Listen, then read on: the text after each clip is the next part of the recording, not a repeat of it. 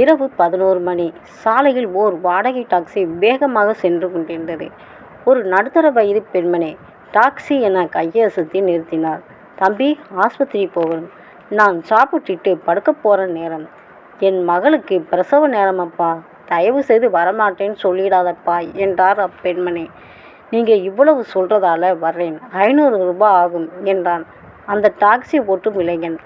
அப்பெண்மணி 500 ரூபாய் என்ன, 1000 ரூபாய் கேட்டால் கூட தர சம்மதம் என்பது போல் வேகமாக தலையாட்டி சம்மதிக்க டாக்ஸி அவர்களுடன் மருத்துவமனைக்கு விரைந்தது. டாக்ஸி ரயில்வே கேட்டை நெருங்கவும் எச்சரிக்கை மணி ஒலிக்க கேட் மூடப்பட்டது. கர்ப்பிணி பெண்ணின் முனகல் சற்று அலறலாக மாறியது. நல்ல வேளை அந்த நேரத்தில் அங்கு யாரும் இல்லை. 2 ரயில் வண்டிகள் எதிர் எதிர் திசையில் கடக்க 10 நிமிடத்தில் கேட் திறந்தது. இப்போது டாக்ஸி இன்னும் சற்று வேகமாக ஓடி மருத்துவமனையில் நின்றது. நடுநிசையின் நிசப்தத்தை கிழித்தது அப்பிரசவத்தாயின் அலறல். மூடிய விழிகளில் நீர் மல்க அந்த நடுத்தர வயது பெண்மணி கைகளை குப்பி மகளுக்காக இறைவனிடம் வேண்டினார். அந்த டாக்ஸி இளைஞனும் அமைதியாக அங்கே நின்றிருந்தான். சற்று நேரத்தில் சுகப்பிரசவம். தம்பி, ரொம்ப நன்றிப்பா.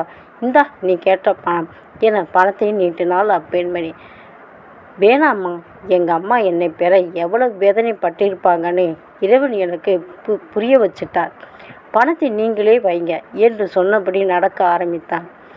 ஏதோ யோசிக்க மொபைலை எடுத்து ஒரு நம்பரை கண்டுபிடித்து டயல் பண்ணினான்.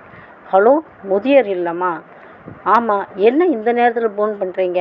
மன்னிக்கவும், 4 நாளைக்கு முன்னாடி அனாதைன்னு சொல்லி ஒருத்தவங்களை உங்கள் இல்லத்தில் சேர்த்தது இல்லையா? அவங்க அனாதை இல்லை, என்னை பெத்த தாய். நாளைக்கு காலையில் வர்றேன் அவங்கள கூட்டிகிட்டு போக. முதியோர் இல்லை பொறுப்பாளரின் அனுமதியை கூட கேட்காமல் மொபைலை கட் பண்ணிவிட்டு வண்டியை தீர்க்கமான முடிவோடு ஸ்டார்ட் செய்தான்.